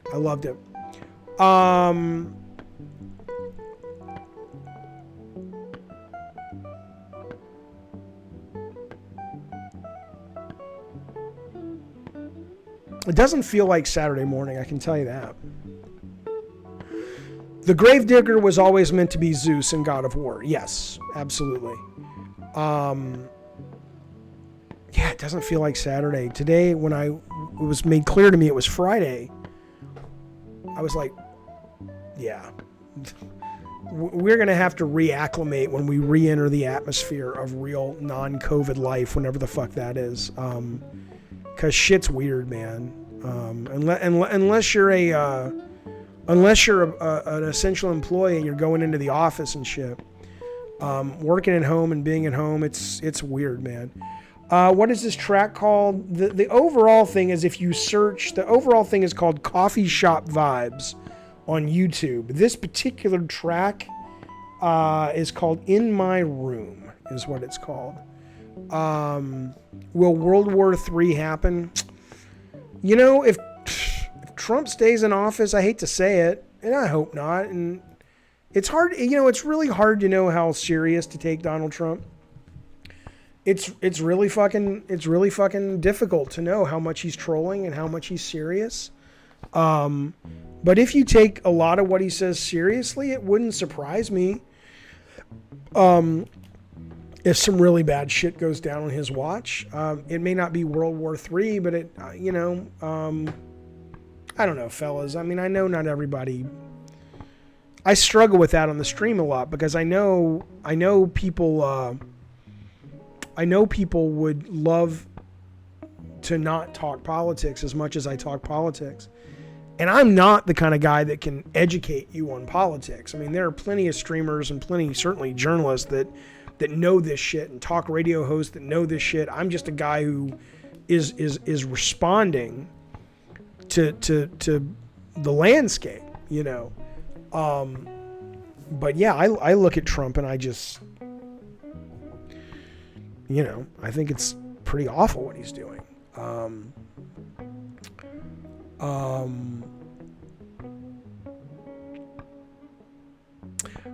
Six says, sometimes I look at my dog and think, man, it's weird that you and I live together and coexist. Like we just have animals living in our homes. I think I talked about this the other day, but Peter Gabriel is working with a number of scientists right now to try to create a way to communicate with animals, dogs, horses, dolphins. They're basically saying that the theory is, it's like, look, these are conscious, cognizant animals. It's ridiculous that we are living on this planet and we haven't put more effort into figuring out how to communicate with them. So maybe one day you'll be able to talk to your dog and actually have, conversations. There are some interesting videos out there of these pads that dogs can press, almost like Dance Dance Revolution, and they're forming sentences like, I want to go out. It's really fucking cool, man. Yes, Peter Gabriel as in Genesis, yes. I think right now Biden is more likely to win. I think Trump is doing a lot of stuff right now to try to get his base riled up. I hope it doesn't work because some of the stuff he's doing is downright racist. But David, do you feel the same energy and excitement on a daily basis about life as you did in your 20s?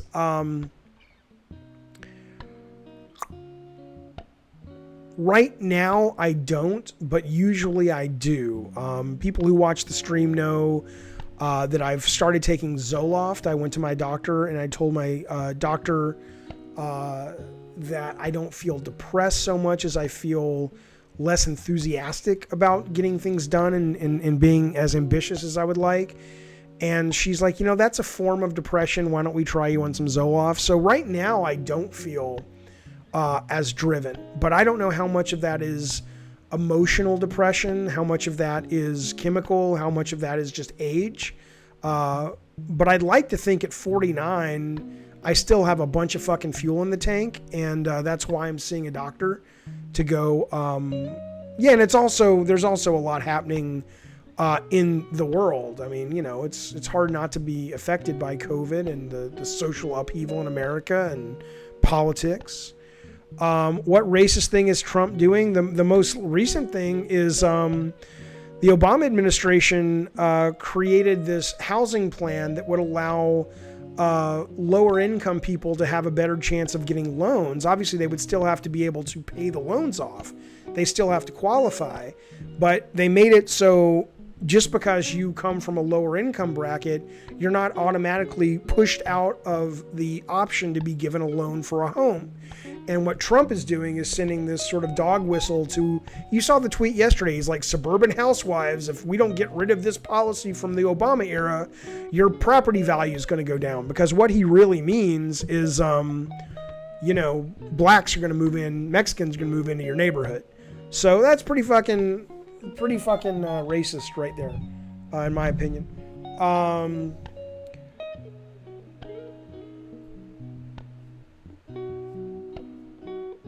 Mutant Mo says, wow, form of depression. I don't understand. The stupid loan program is what caused the 2008 financial crisis. No, it's totally different. Obama wasn't in office in the 2008 financial crisis. The 2008 financial crisis was because banks were giving loans out to people that they knew couldn't pay them back and were making money off the failure of those loans. That's not what this is. That's a totally different program. That was George W. Bush was in office when that was happening.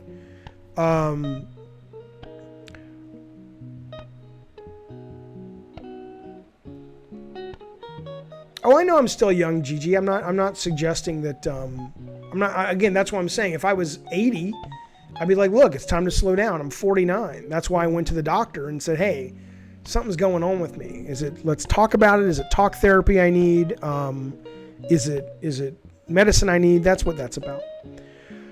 David, why haven't you streamed in months? I've been streaming on and off, Dell the Gamer. I've just been busy working on a game design. I did hear Silent that Portland's mayor was tear gassed in a riot. Well, he wasn't tear gassed because he was protesting. They were all tear gassed.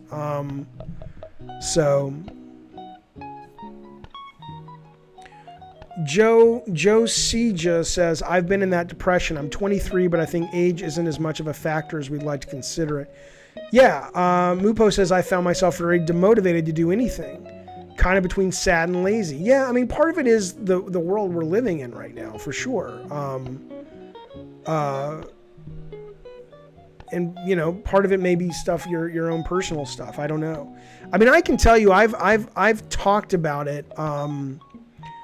I've talked about it before. Just, you know, it's been a real challenge to find the confidence to kind of make something new. Just given how what a drubbing our last game took by critics and stuff. It was just it was a game I loved and they hated it and they really shit on it.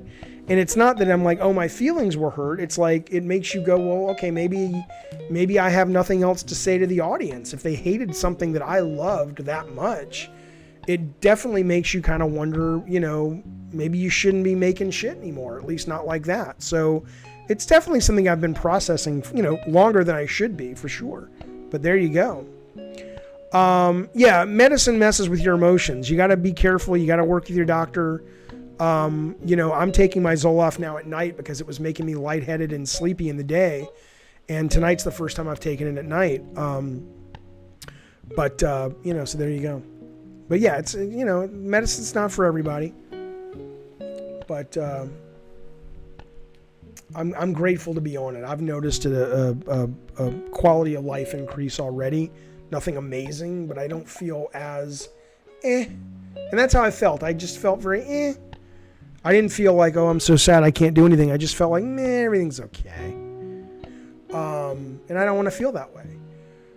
Do I remember the motor gun Kickstarter? Yeah. What happened to it is some friends of mine were doing it.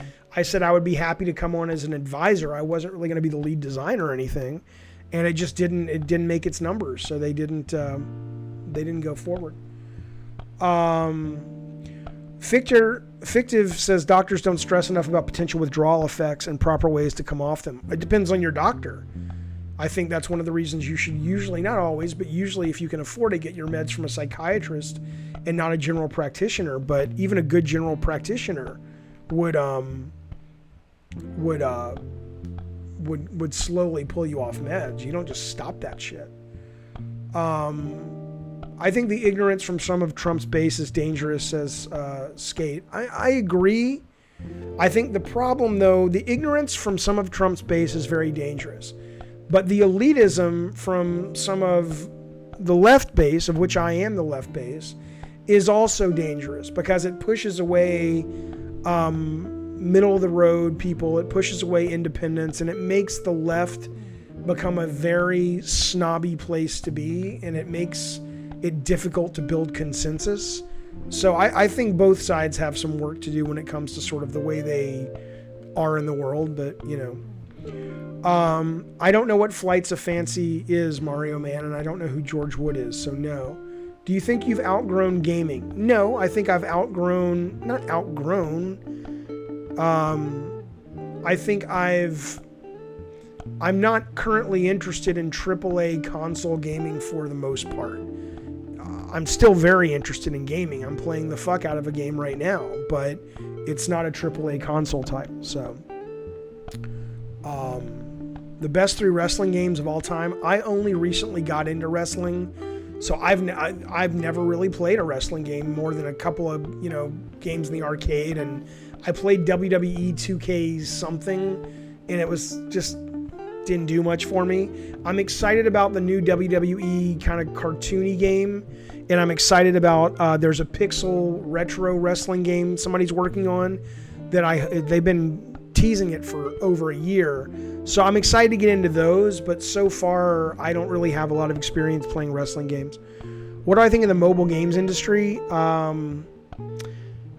I like Apple Arcade. My understanding is it hasn't done that well, but I'm a very happy subscriber to Apple Arcade. I think it's a wonderful service. I don't like most mobile games because the business model, because the free-to-play model I think is inherently bad for the medium. I'm sure it makes a lot of people a lot of money, and that's great, but I can't stand it.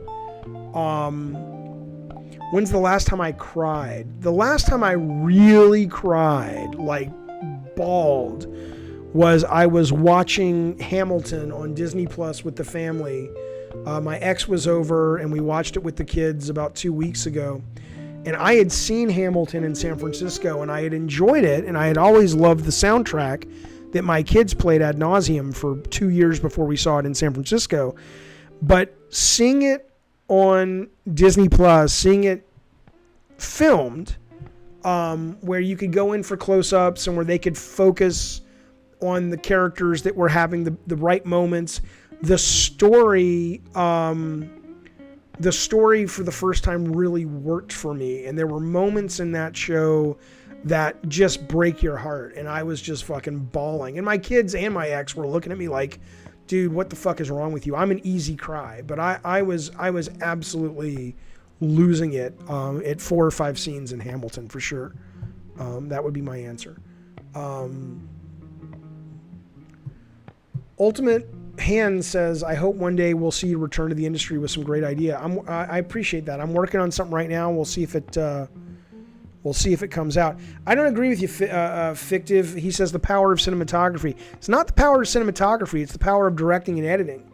The cinematography was pretty bare bones in that thing. They just set up cameras and shot. It was about where they put the cameras, and how the director called the shots of what to focus on when. In the editing room. That was what suddenly turned a show that before that, everybody was looking in different places. Suddenly now, they go in for a close-up when Hamilton, or Alexander Hamilton, and Eliza, his wife, are crying over their son and basically begging him not to die, and it breaks your fucking heart, man. You cried 3 times during Rise of the Planet of the Apes. Okay, you got me beat, man. You got me beat. Hang on.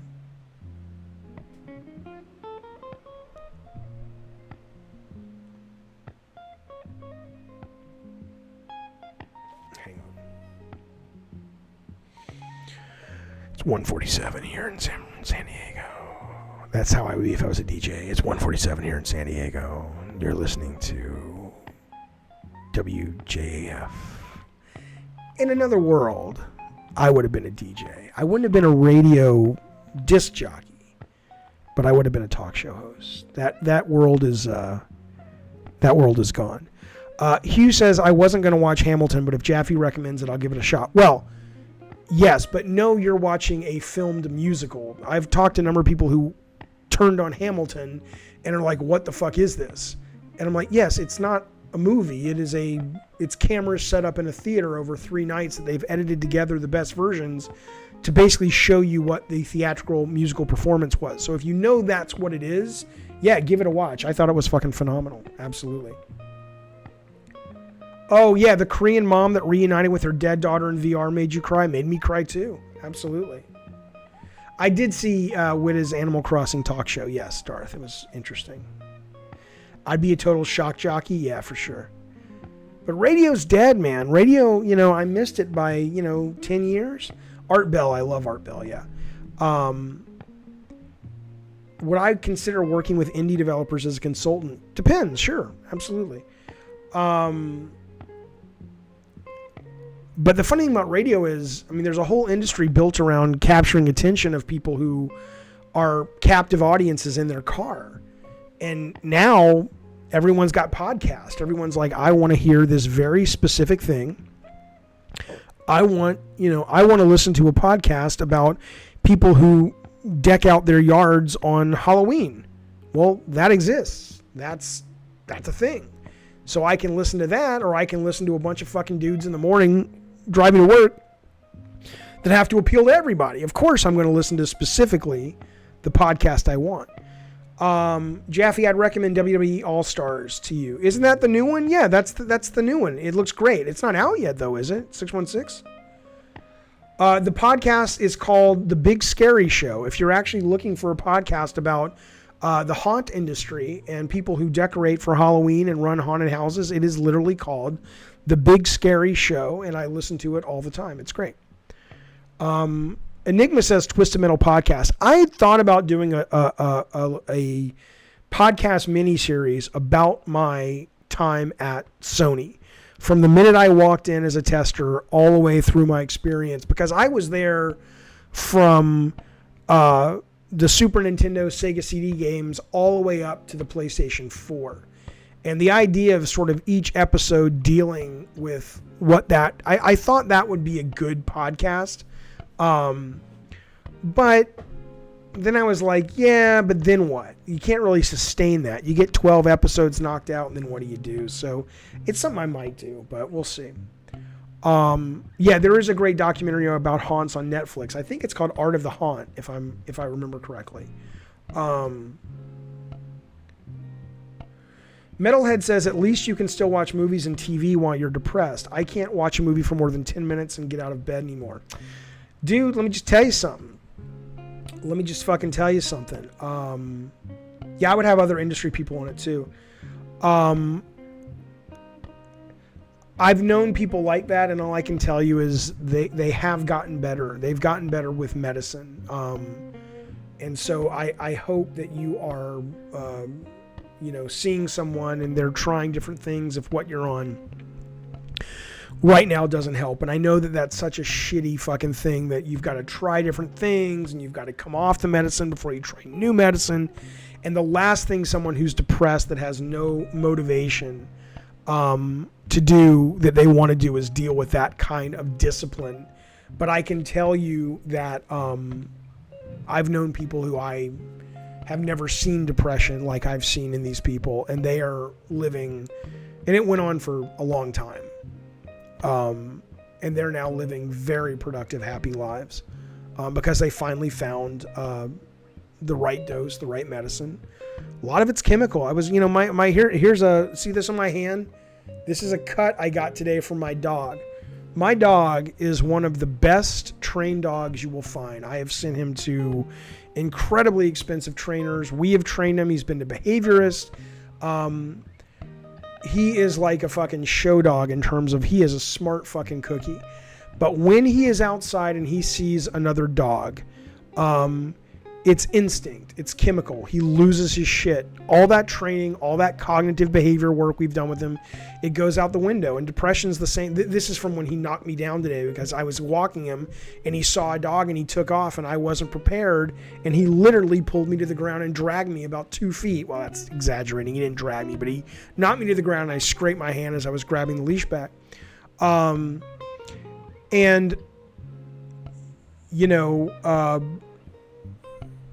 It's chemical for a lot of people. It's chemical for the fucking dog, man.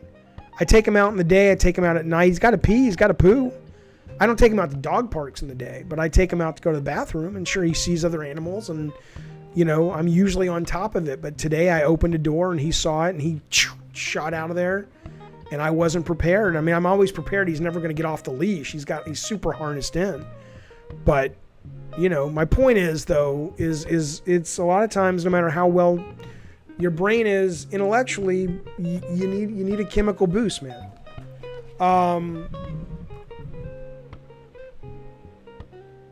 I agree. Ryan says I start feeling better when I exercise more. Yeah, for sure. Exercise helps regardless. It absolutely does. But if you are really suffering from full-on chronic depression, as much as exercise will help, like this guy's saying he struggles to watch a movie or get out of bed, you're not talking about, hey, just go for a run. It's that's not what's going on with him probably. I mean, I can't speak to his malady, but if he's basically saying he can't get out of bed, it sounds like he could use some help from a doctor.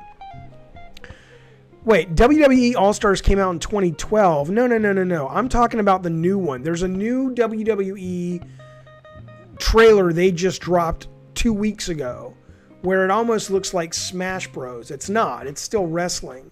And they had like all the classic wrestlers. Becky Lynch was also in it.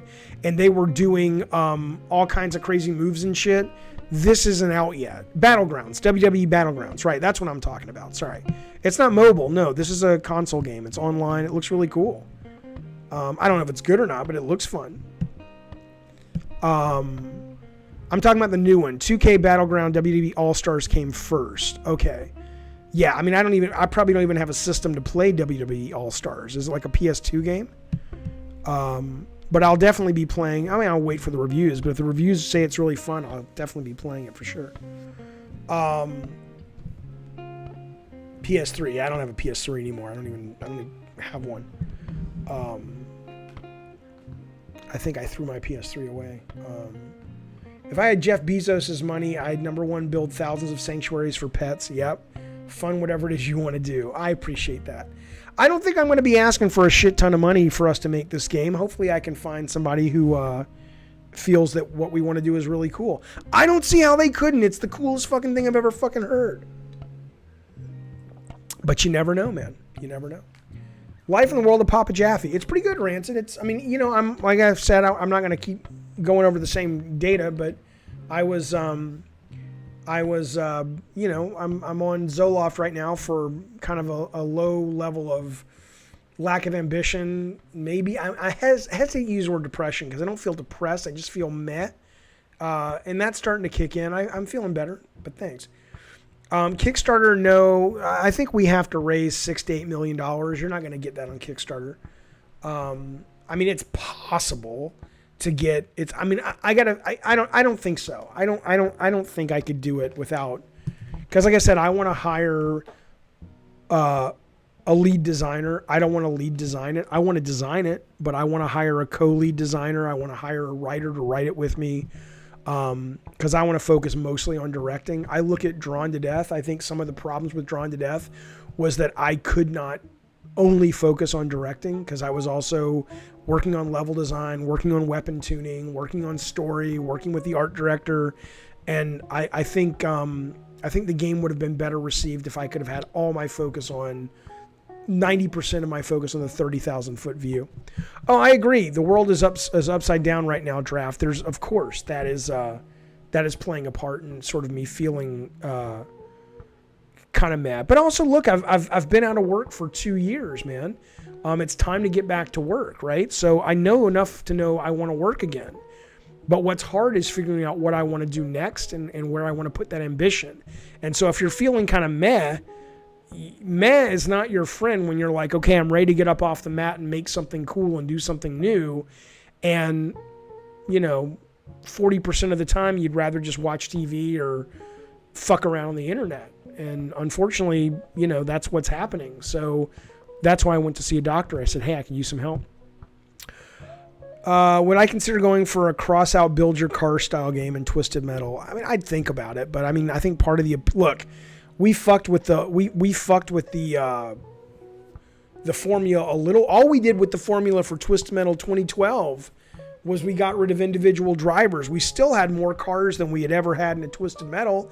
They all had personalities. They were all different, and people absolutely, a meaningful percentage of the fan base lost their fucking shit over it. So I think suddenly if we start creating cars, it would be like releasing Street Fighter and, instead of having the Ken, the Ryus, the Camis of the world, it's like, make your own fighter. And it's like, what? So I would say that wouldn't be my first choice. Kind of funny, talked about Drawn to Death, that it was being free at first negatively impacted it. Do you think it was a factor? Well, the biggest mistake we made, honestly, in Drawn to Death was not keeping it free to play. We all were behind the decision because we had seen the success of Rocket League, and we said, holy shit, that's going to be fucking awesome. Let's do that when PlayStation Plus let us know we could be on their service. And Kill Strain, which was a Sony free-to-play game, had come out, and I don't believe it did all that well. And so we were all like, holy shit, let's protect our investment. Let's go the Rocket League route. But that game had been built from the ground up to be free-to-play for gamers. And we had a lot of great systems in there that would have been incredibly gamer-friendly for free-to-play.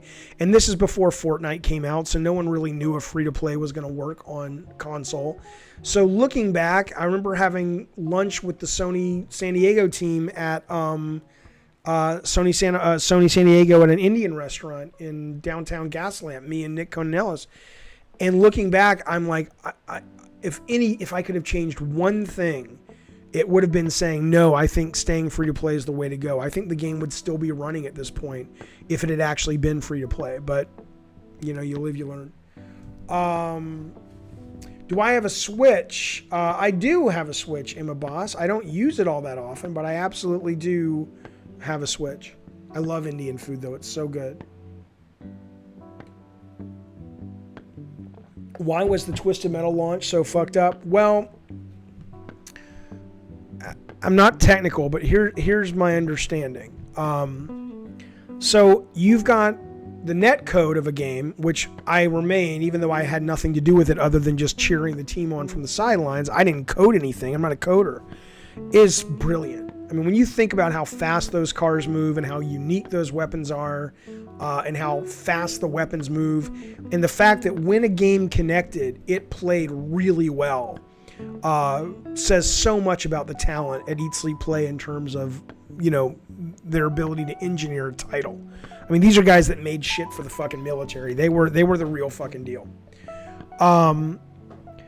But they had to interface with the Sony matchmaking, and they had to interface with the Sony backend. And this is before, this was Sony's first, whack at it. It's not like Xbox that had Xbox One, that had Xbox Live, and we were a generation behind. And so it was very difficult for some reason because we were on phone calls ad nauseum between Eat Sleep Play and the Sony server group going, why are we having these connection issues? And these are some of the smartest people in the industry, and we couldn't figure it out.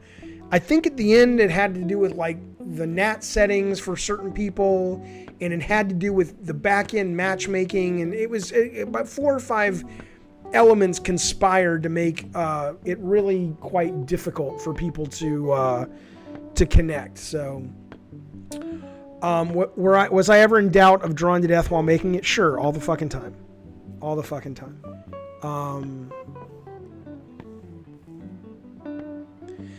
How long have I been vegan? I'm not that kind of vegan. I'm not vegan for health. Look at me. I just think meat is gross. So unfortunately, I don't get a lot of health benefits from it because I substitute more of it with carbs. It's not like I'm eating a lot of tofu and protein shakes, although I do drink protein shakes. So it's not like I'm one of these vegans that's like, oh, I went vegan and I'm super healthy now. I'm 40 pounds overweight because I fucking eat bread all the time. I did play Hotline Miami. I liked it. I didn't finish it. It got a little too hard for me.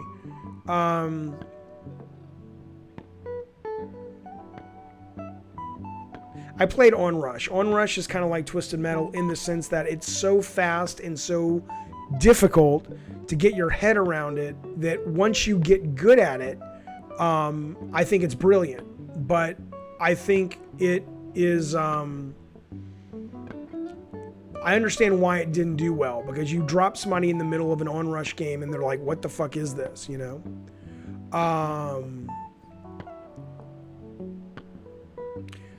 Would I eat cloned meat? I mean, if it tasted good. Like when I go to Vegas and I drink alcohol and I get a little buzzed, I can eat steak and I really enjoy the taste of steak when it's cooked well. I don't like blood. It's disgusting. But conceptually, I find meat disgusting. But if I'm drunk a little bit, I can eat it and I'll enjoy it. Like I love hot dogs. I know it's disgusting. Hello, sir. I love hot dogs. They taste great. When I go to Comic-Con every year, or almost every year, I'll get a hot dog, but it's absolutely nasty. You love Drawn to Death. Thank you so much, Ultimate Hands. I think the aesthetics of the game were great. On behalf of the art team that made it and the coders that allowed it to come to life, I'll say thank you for them. I was the kid that never paid attention in class for drawing monsters in my book. Me too, man. Yeah, you never know what's going to hit, Cooper.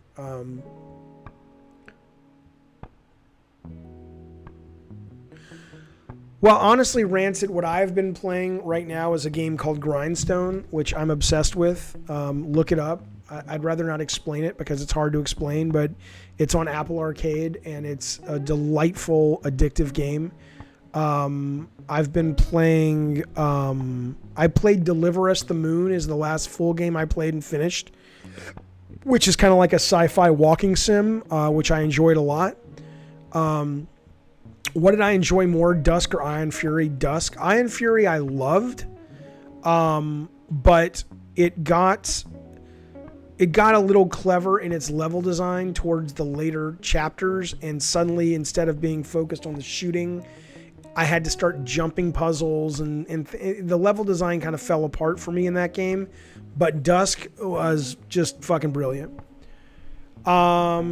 Yeah, the game you're describing, Steven, he says, my dream TM game would be for it to have every driver from the past with individual stories like Black leading to the boss.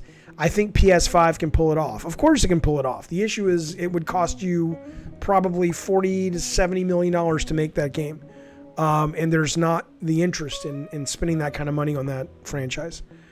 Destruction All-Stars, which was sort of like Twisted Metal. I thought it was fine. I mean, it might be cool. I'd have to play it. It looks like one of those games that could be really cool, or it could be really confusing as to what's going on. All right, we've been going at it for 2 hours, fellas. I'm exhausted. I'm tired. Finally, what time is it here? It's about 2 o'clock in the morning in San Diego. I'm going to wrap it up. I appreciate you spending some time with me on early Saturday morning. I hope you're well. I hope you have a great weekend. If I don't stream, I'll see you on a stream sometime next week. Stay safe. Wash your goddamn hands. Wear a goddamn mask. And I will see you guys in the future. Bye.